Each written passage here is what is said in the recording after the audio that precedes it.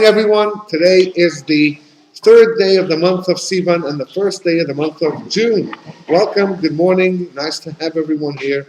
We are going to continue studying from the book called The Four Worlds, and we have studied until page 16 in the previous weeks, and we are about to launch our class for today.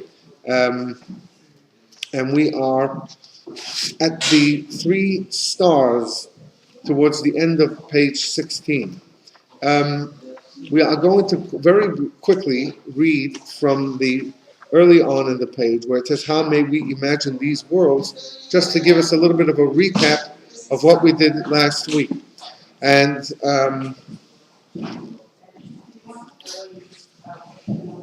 basically what we've studied until like just the 2 pages, what kind of worlds are we talking, and how can we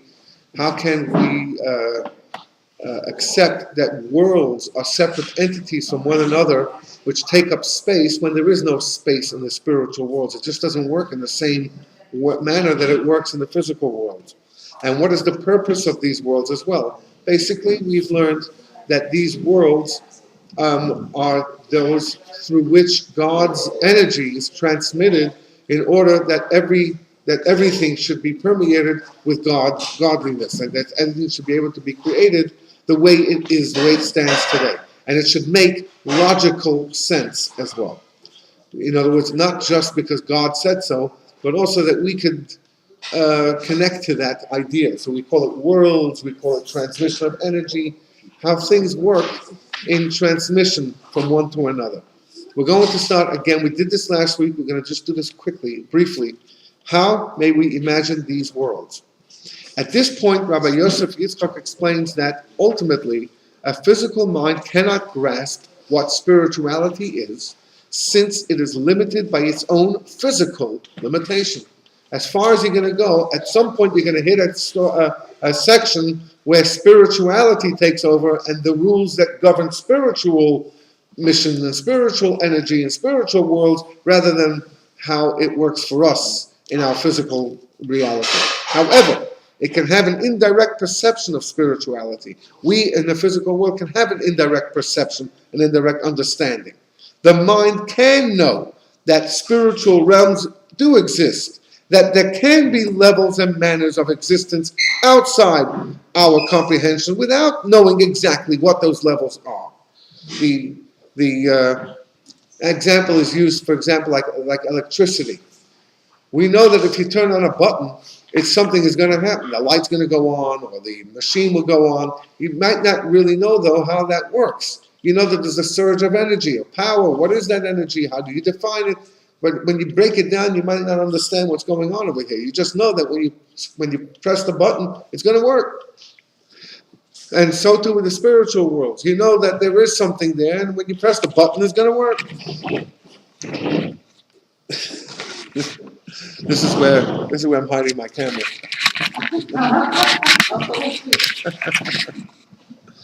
All right. There we go. This concept, as well as the concept of differentiation between spiritual entities, that means the difference between one spiritual world and another spiritual world, the fact that there was differences between them, is elucidated by means of an example of a person's own inner soul powers. A person knows of the existence of these powers. A person knows that we can see, you can hear, you can smell, that they are different from one another, and furthermore, you can feel them. You can feel the difference between seeing something and hearing something. When you hear something, then you may be affected by it. When you see something, you really are affected by it, because you see it with your own eyes. View with discretion is suggested. You can hear that somebody died, but when you see it, it's very different. God forbid. He also knows their characteristics by observing their perceptible effects on him. You know how the effects are when you see something versus when you hear something. Much like the spiritual entities mentioned before, the knowledge of these soul powers is indirect. You might not know how you can see with your own eyes. You know that some kind of muscles, you know that the black and the blue and the white part of the eye have something to do with it. You might not know how, you might not know what, but you do know that it works. You know that you can see with your eyes. How? The retina, this, that. that's, it's either here or there, but it's working. That's for sure. From all this, Rabbi Yosef Yitzchak proves that there is a spiritual time and space that applies to the soul powers, as is evident from the fact that they are limited. The soul powers, despite the fact that they are part of God, are also limited. They are limited to the person in which they are functioning. They are just not at all like the time and space we know of. The soul still isn't confined to the time and space that we have, which starts at a certain time and ends at a certain time. We are, though, that we can only daven the morning prayers in the morning, and we can only pray the afternoon in the afternoon, and we can only celebrate Shavuos when the time comes. We can only light the Shabbos candles at a certain time of the day. You can't light them before, and you can't light them after, because once Shabbos starts, you can't do that either. So we are restricted, even in our spiritual world, we are restricted to the physical time. The soul, though, isn't limited to that. This is clearly understood and sensed, albeit in an indirect manner. The same is true with regards to spiritual realms and worlds. Okay? Now we are holding where we finished last week at the 3 stars in the middle of page 16, the end of page 16. At the end of the letter, Rabbi Yosef Yitzchak refers the addressee to the aforementioned discourse in Likutei Torah. Likutei Torah is a very big book. It's filled with hundreds of pages, and each page has four columns to it. So it's a big, big book. It is a collection of discourses from the first Rebbe of Chabad, published by his grandson, the third Rebbe of Chabad, and he sort of prepared them and wrote some notes on them and so on, glosses and so on. So this book contains within it, it's a very big book with lots of different Hasidic discourses, some of them not quite explained. So in the later generations, lots of that book has come out with elucidation in Hebrew and even in English, called Likutei Torah. There's fundamental concepts of Hasidic teachings are in that collection of essays and discourses.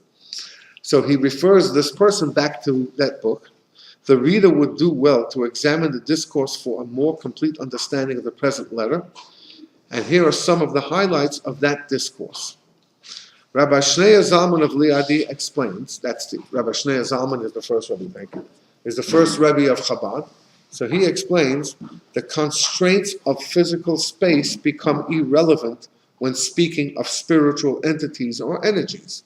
The limitations that we have in space, in this world, you can only go a certain place. You can't go too far if you don't have enough gasoline. And even if you do, you can't go into certain countries. You can't drive into Mexico without some kind of document. And limited space is how big your home is, how big the room in your home is, how many people can you fit inside of your house and room, and so on. These are all physical limitations, constraints that don't apply in the spiritual world. So he says like this: the constraints are irrelevant when speaking of spiritual entities or energies, since many different energies can occupy the same identical space. In the physical world, there is no way that one person can be in the same space as another person. You can be squeezed together. You can be squashed together. I've had that experience many times in the presence of the Rebbe, when there were thousands of people clamoring to be as close as possible, either when the Rebbe was speaking, and so a lot of people wanted to be as close as possible to hear, or when the Rebbe was blowing the shofar, which was an unbelievable spiritual experience that lasted for the year. And his whole entire demeanor would change, and everything would be completely different. Or when the Rebbe was dancing at Simchas Torah with the Sefer Torah, there was no comparison to that moment, to those moments, to anything else that he did in the rest of the year.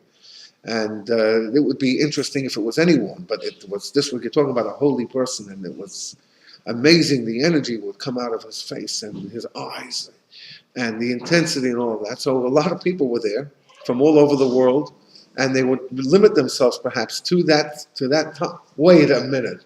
I should have thought about the Mashiach.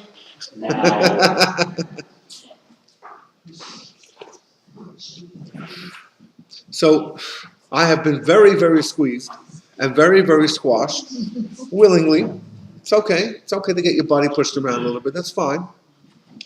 And those who stood right away, all the way in the front, would be steel tables to protect the gear over there, to protect the bima, to protect the places. There'll be steel tables. And if they forgot to bring their pillow with them, they would have a line on their stomach for a week or so. I always had the second spot or third spot, intentionally. Anyway, so you would be very squeezed. But you know what? Your legs have to be in a certain place. And where your legs are and where your body is, however squeezed it may be, the other person will not be in that space that your body and legs are, no matter what. That is in the physical world. In the spiritual world, that a whole bunch of things can be in the same place because they don't follow these rules, these confining rules. There's no confines in the spiritual world. Continue on top of page 17. This is true even of man's spiritual energies. That means not just God in the higher worlds, but the spiritual energies that we possess from our soul. In other words, his faculties, his senses, etc. Things that we have that may be spiritual. They too can exist in tandem in a single physical space. Here's the example. One's heart has room for many coexisting emotions, even if they are paradoxical. That means they are opposite. And one's mind can grasp two opposite points of view. You can be sad that something isn't happening, and you can be happy that something did happen. Here's an example from Jewish law. I know I shouldn't say this because I might get into trouble. But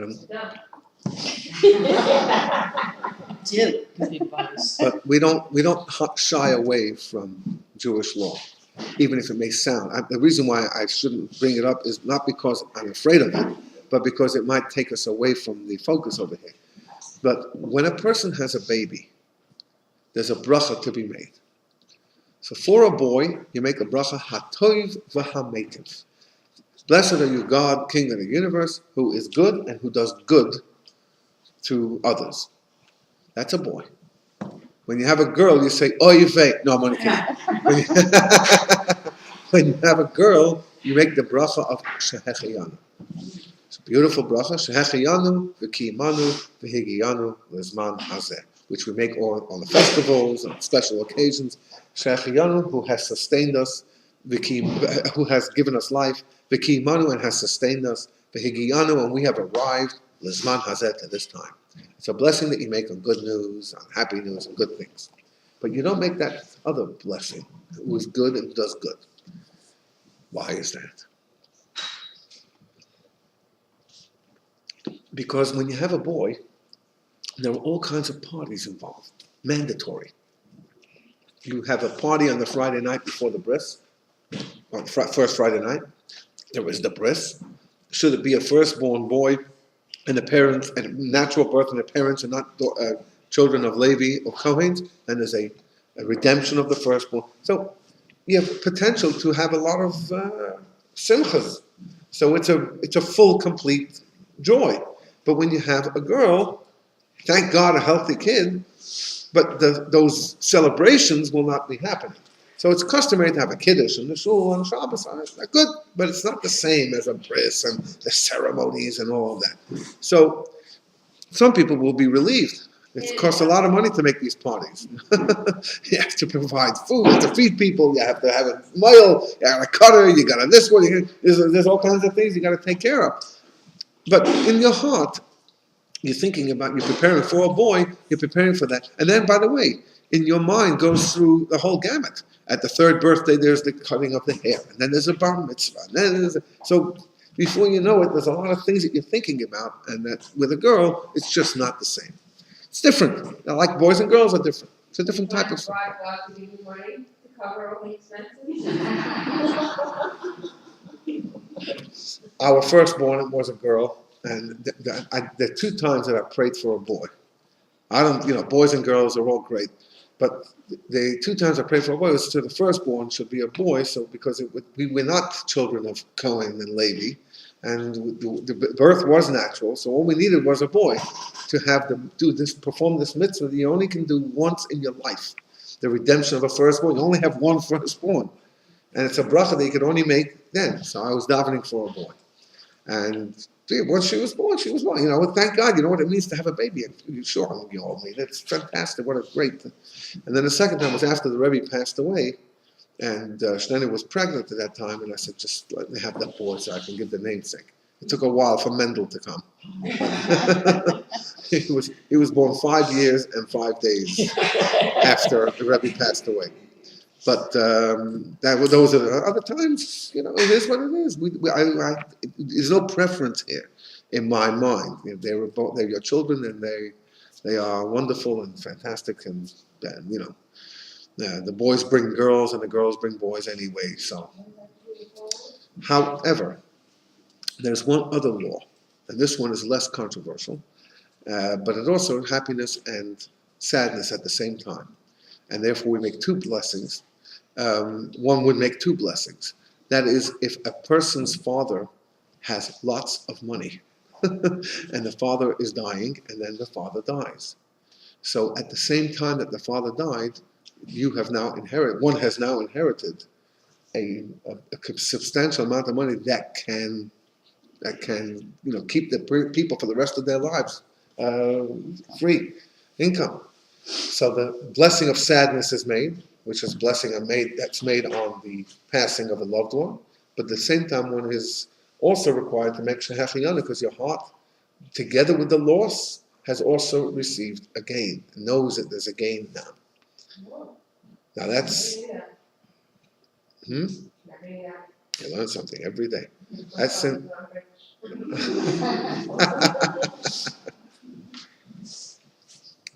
so you can have, even in Jewish law, there is a difference of emotions within the same heart and the same mind. So the heart and the mind can occupy, two things can occupy at the same time. That's a very important function of a person's feelings and a person's emotions, even a person's anatomy. That you have the ability to have coexisting paradoxical feelings and emotions and ideas in the same brain, the same heart. We can tolerate. You can't do it physically because you can't occupy the same space. This cup cannot be in a space that something else is in. It just won't work. But in a spiritual sense, not even in the godliness, just in your intangibles and our intangibles in our own minds, our own hearts, we can have more than one thing in the same place. This is because something, continue top of 17, this is because something that is not physical does not occupy physical space. It may exist in a physical space, but it does not occupy it in a sense that it precludes the existence of another such energy in that same place. You don't have to discount anything else. You can have it all in the same. To take this concept further, the fact that two or more energies exist in the same space does not in any way diminish the viability of each element's individuality. You can have them in the same place, and each one of them exists fully. They don't push away the other one. Each one retains its own parameters, its own characteristics, as distinct from the other energies that share that physical space. Each one of them can exist in its totality without pushing the other one away. It's one of the very important elements of the Torah, which we celebrate in another couple of days. The holiday of Shavuos is the most fundamental, most important holiday of the year, because without that, we are not a people, we are not a religion. Without the Torah, we're nothing. It's not a language, it's not a land, because we've managed without that. It's not a culture, because we have different cultures from different countries, and we've adapted languages and customs and so on. The only thing that unites one Jew with another Jew is the Torah. We are all rooted in the same book, in the same presentation.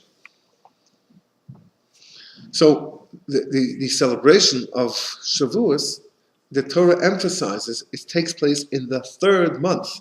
First month being the month of Passover, the second month is one that we just finished now, and the third month we entered on Friday, the third Jewish month. On the sixth day of this month, which is again on Tuesday night, Wednesday, Thursday, is the holiday of Shavuos. And this number 3 comes to bear in a very real way. So it's the 3rd month.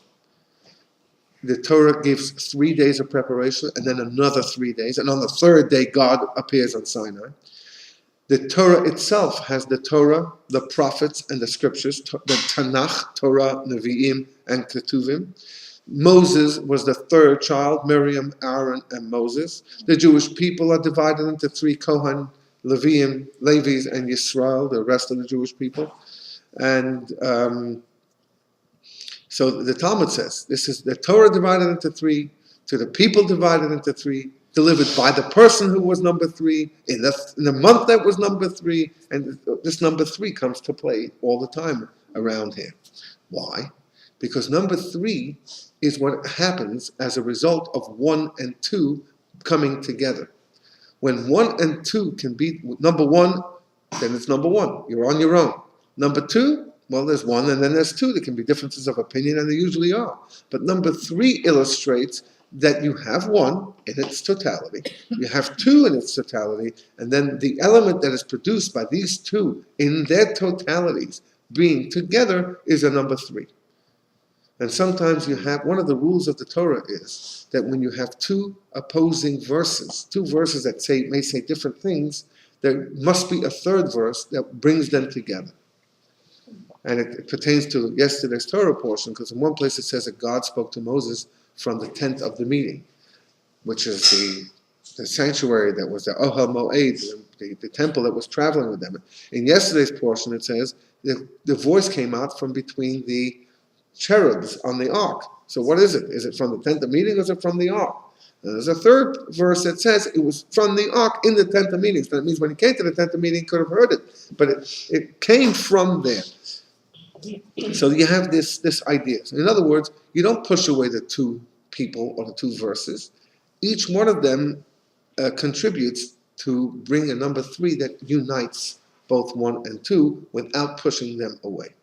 The ultimate conquering, or the ultimate goal, if from a lesson from a war, if you want, if you go into a country and the country turns around and says, "Thank you for coming, we are now on your side," that's not just subduing the country, that's transforming the country, and they become part of you, and they contribute even. So now you've added to your energy. You haven't swallowed them up, you have brought them in, you have drawn them in, and that country contributes its contribution, and now you have a much more powerful, you have a 3rd entity, which is a combination of the 2 countries together, creating an entity of unity. That's the Torah being of 3. In other words, you don't push away. So that's what he's saying over here, that the fact that 2 or more energies can exist in the same space doesn't in any way diminish the viability of each element's individuality. Keep them going. Each one retains its own parameters, its own characteristics, as distinct from the other energies that share that physical space. And here's an example. The different emotions experienced by one who suffers a tragedy, God forbid, sadness, despair, pain, anger, and loss, are not individually comprised by the fact that they coexist with the other emotions. In other words, they are not on their own. Each emotion is as powerful as if it alone were inhabiting the heart. The loss, the pain, the anxiety, the despair, the problem is, each one of them is an energy on its own, and it's an issue that has to be dealt with on its own.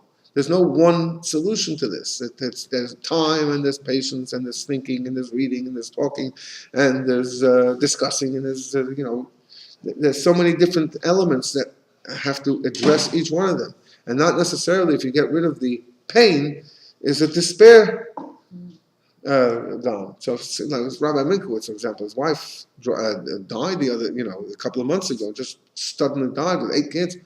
So even if he gets over the pain, he has his children, he has this, but the loss is, how do you deal with that? Each one of them is another problem. Conversely, the identity of something that is tangibly physical, that means you can touch, you can feel, that does occupy physical space would be compromised were another element to invade that same space.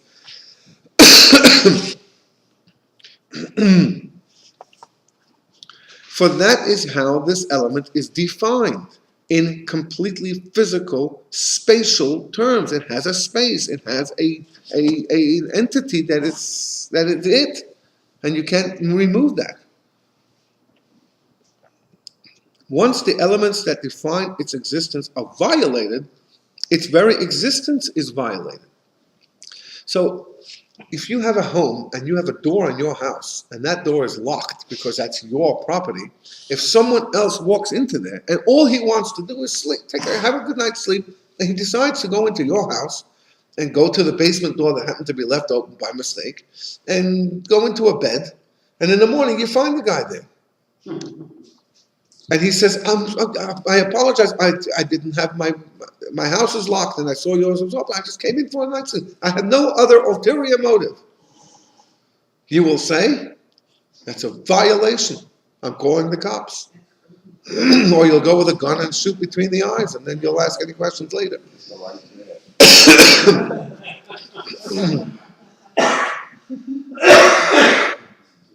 That's a complete violation. But wait a minute, I just entered a room. You were not using that room. You were not even using your basement. You weren't there. I didn't take anything away from you. Oh, you want to bet? You've taken over my existence because I locked the door. Now, what you could have done is knocked on my door. I might not have opened the door, but I decide that, not you. It's my space. If you want to take this a step further, Robin Hood decides that there are a lot of people who need money, and there are a lot of people who have too much money. I make that decision. You see, I'm the judge, says Robin Hood, and so therefore I rob you from your money. And I know you're not going to miss the $100 that I took or $1,000 that I took. You're rolling in money. Excuse me, but that's an invasion because it's not yours. I make that decision. Who are you to make that judgment? It's not up to you. It's for a good cause. I'm sure you would be happy to give. I might. That's not your decision. It's mine. It's not your judgment. It's mine. You can't invade my physical space. That's taking something from someone. That's physically taking. But even if you're not taking, you're just lying on a bed, you are taking. You are occupying someone else's space. And you can't do that in a physical sense without violating the previous space. Spiritual energies, however, are altogether not defined by, nor limited to, physical space. Thus, they are also not compromised by another energy sharing the same space, which is really a very interesting concept. Something that's not tangible, that doesn't occupy space. Something that doesn't occupy space doesn't feel that it needs to be alone. It can tolerate anything else as well. Only physical people are so into themselves, and I'm not saying this as a criticism, but they're so into themselves that they can't tolerate someone else being in their space, because as soon as that happens, it's a violation.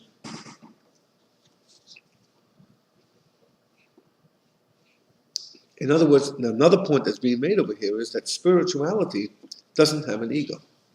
If it's going to be, it doesn't have a self. If it's going to be intangible, then it's not going to occupy space. In other words, it's not going to say, hey, this is mine, get out of here. It's not going to say that. All of this serves to answer the first question posed in the letter.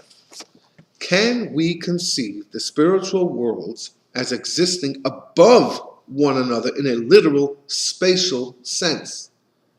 Can we? Now, after you've read this, can we? One is on top of the other? Is that necessary to have one on top of the other when each one doesn't really occupy space? And if not, in what way do they differ from one another? If they're not separated in space, then how are they different? What differentiates them? What makes them different if they're all in the same space, in the same place? If they're not one on top of the other, how do you make the separation? One is holier, one is greater, one is higher, but they're all spiritual, so they don't occupy space. Good question.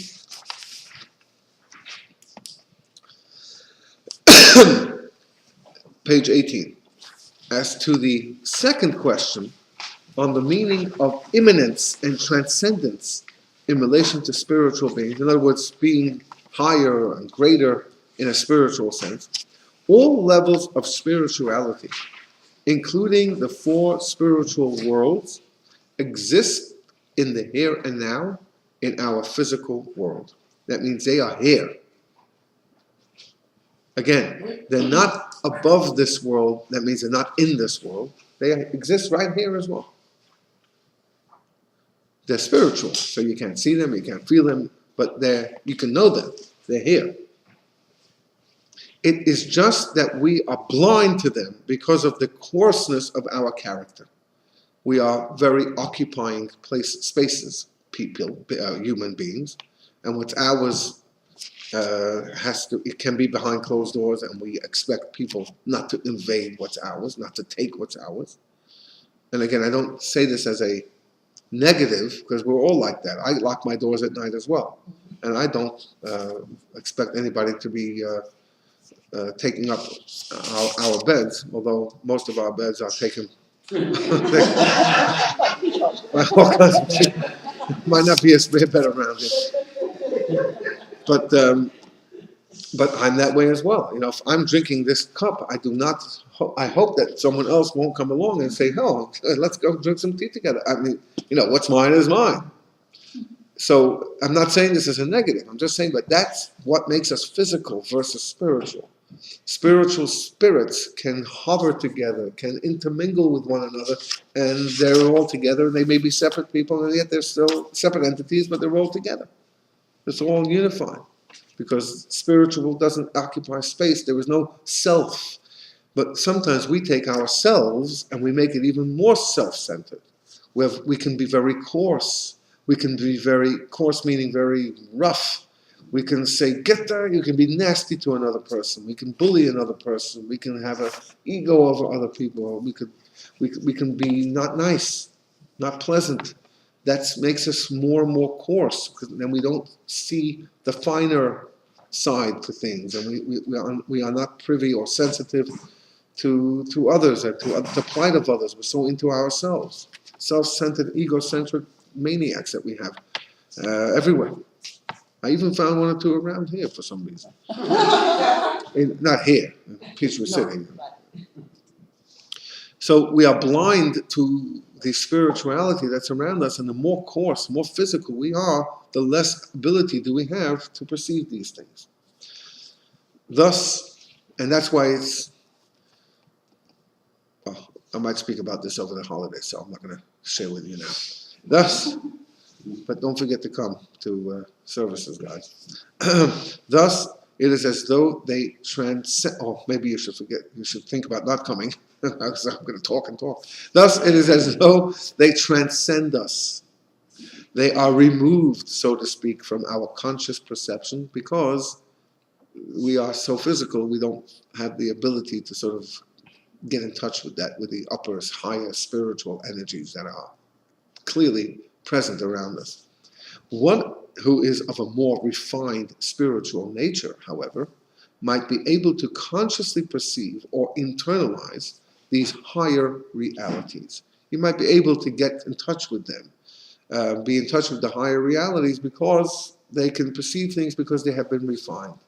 They have not given in to the whims of the body. They haven't said, oh, I like this, so therefore I'm just going to do it, without restraint and restriction and limitation. Just do it because I want to, because I can. As my good old buddy Bill Clinton just said just the other day. He might, for example, sense the spiritual world of Asiya, which is the lowest of the spiritual worlds. Nonetheless, the world of Atzilut, which is the highest one, the world of emanation, Bria, the second one, creation world, and Yetzirah, the formation world, the third world, would still remain beyond his grasp, or transcendent. Should one be of an even more refined spiritual disposition, he might even perceive the world of Yetzirah, the second world up. Yet the higher worlds would remain aloof, and so on. This is how the ideas of immanence and transcendence play a role in understanding the higher spiritual realms. In other words, it's not that it's higher, It's that it's out of our grasp. It's out of our reach. We just simply can't arrive there, can't get there because we are physically limited, and our limitations occupy our minds or our presence much more than they should. This is what it means when God gives us all these commandments. They sound so restricting. I can't do what I want. And I am going to talk about this, I think, on Yiska on Thursday. I can't do what I want because I have to keep kosher, I have to keep Shabbos, I have to whatever. I have to love my fellow as myself. I can't do what I want. Yeah, but at the same time, those are refining matters that enable us to become more spiritual. That's what God is saying. If you want to get the gap, you want to feel me, if you want to get to know me, and you want to have the spiritual bliss, not the momentary physical bliss of eating something or whatever, but the spiritual bliss, which is eternal and ongoing, for that, I give you all the opportunity you want. It's in the Torah. I share it with you. Ultimately, however, there is the unfathomable level of absolute Torah, of absolute truth that no mind can grasp whatsoever. The essence of God Himself. So that's where we're going to end today, and next week we begin the actual context of this. This is all an introduction to the letter. Again, I apologize for leaving so soon, but I have to attend a graduation up in Atlanta of a very, very, very special dear family member, and therefore I have to excuse myself. So sorry. Have a wonderful week, a great day, a good week, and a good Yom Tov. Same to you.